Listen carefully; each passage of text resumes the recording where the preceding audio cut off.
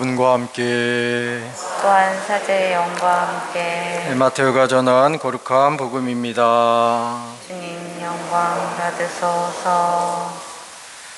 그때 12 제자 가운데 하나로 유다 이스가리옷이라는 자가 수석 사제들에게 가서 내가 그분을 여러분에게 넘겨주면 나에게 무엇을 주실 작정입니까? 하고 물었다. 그들은 은돈 30잎을 내주었다. 그때부터 유다는 예수님을 넘길 적당한 기회를 노렸다. 무교절 첫날에 제자들이 예수님께 다가와 스승님께서 잡수실 파스카 음식을 어디에 차리면 좋겠습니까? 하고 물었다.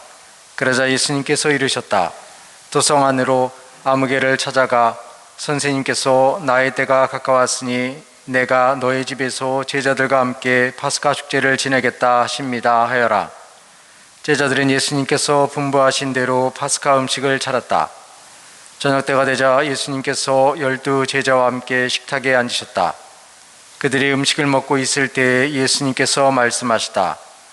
내가 진실로 너희에게 말한다. 너희 가운데 한 사람이 나를 팔아넘길 것이다. 그러자 그들은 몹시 근심하며 저마다 주님 저는 아니겠지요 하고 묻기 시작하였다. 예수님께서 그들에게 대답하시다. 나와 함께 대접에 손을 넣어 빵을 적시는 자 그 자가 나를 팔아넘길 것이다. 사람의 아들은 자기에 관하여 성경에 기록된 대로 떠나간다. 그러나 불행하여라.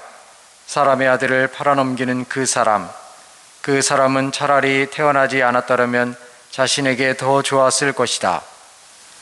예수님을 팔아넘길 유다가 스승님 저는 아니겠지요 하고 묻자 예수님께서 그에게 네가 그렇게 말하였다 하고 대답하셨다. 주님의 말씀입니다.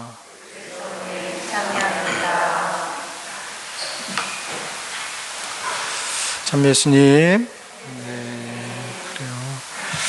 오늘 복음에는 예수님이 제자들과 함께 최후 만찬을 하면서 그 안에서 이제 벌어지는 유다의 말이 아주 극명하게 드러나죠.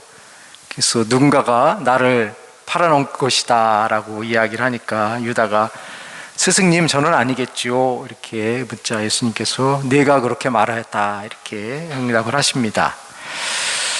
물론 유다의 그러한 모습은 비단 유다 한 개인의 모습이 아니라 우리들도 그런 마음들, 그런 행동들을 이렇게 가끔은 하겠죠.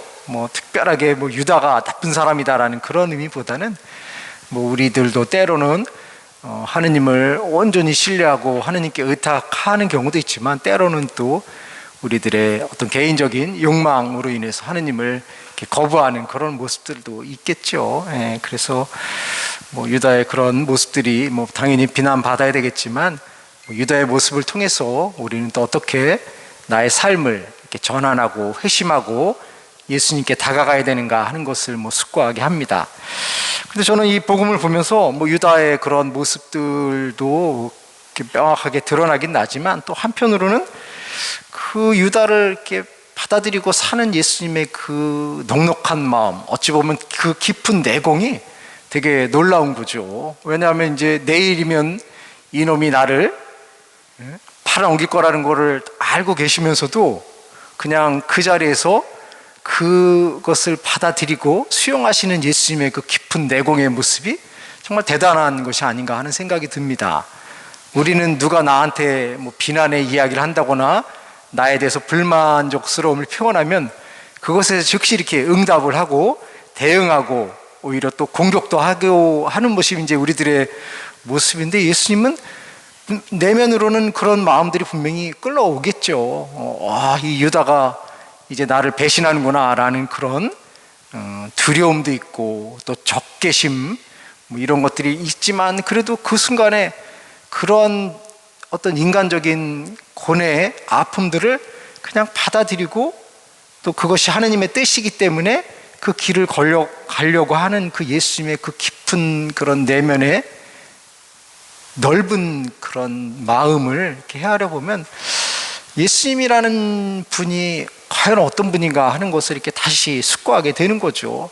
단지 예수님이 십자가에 못 박혀 돌아가셨다는 것만이 우리들에게 중요한 것이 아니라 사람들과의 관계에서 때로는 예수님이 직면해야 되는 그런 어려움들에 대해서도 그것을 받아들이고 그것을 사랑으로 포용하시는 그 깊이 있는 예수님의 내면의 세계는 우리의 상상을 초월할 정도가 아닌가 하는 그런 생각을 하는 거죠. 그러한 예수님의 그 넓은 마음이 오늘 복음에서도 아주 극명하게 드러나고 있습니다. 내 이름은 자신을 팔아넘길 그 사람 앞에서도 당신의 두려움이나 불만을 표현하지 않고 그것을 받아들이고 수용하는 그 예수님의 마음. 결국 예수님은 인간적으로는 분노가 일어날 수도 있고 두려움도 있을 수 있지만 그것을 받아들이는 결정적인 이유는 그것이 하느님의 뜻이라는 것을 인정하고 하느님의 뜻을 따라가는 것이 당신의 소명이면서 참다운 진리의 길이라는 것을 예수님은 인정하시고 그것을 받아들이셨기 때문에 당신의 길을 묵묵하게 걸어갈 수 있는 용기를 만들어내신 것이 아닌가 하는 생각을 합니다. 그러기에 우리도 세상을 살아가다 보면 때로는 억울한 것도 있고 답답한 것도 있고 속이 끓어오르는 것도 있는데 그런 상황에서 우리가 어떻게 그런 현실들을 잘 대처하고 그 현실 속에서 그리스도인으로서의 삶을 만들어 나갈 수 있을까 하는 것들이 어찌 보면 우리들에게 필요한 삶의 지혜가 아닌가 하는 생각을 합니다. 예수님을 따라간다는 것이 그래서 우리 신앙인들에게는 결코 쉬운 여정은 아니겠지요. 하지만 그럼에도 불구하고 그 예수님을 따라가는 그 여정이 고귀하고 아름답고 가치 있기 때문에 우리는 예수님을 따라가는 그 길이 어려움에도 불구하고 묵묵하게 예수님의 뒤를 가려고 하고 있지 않나 하는 생각을 합니다.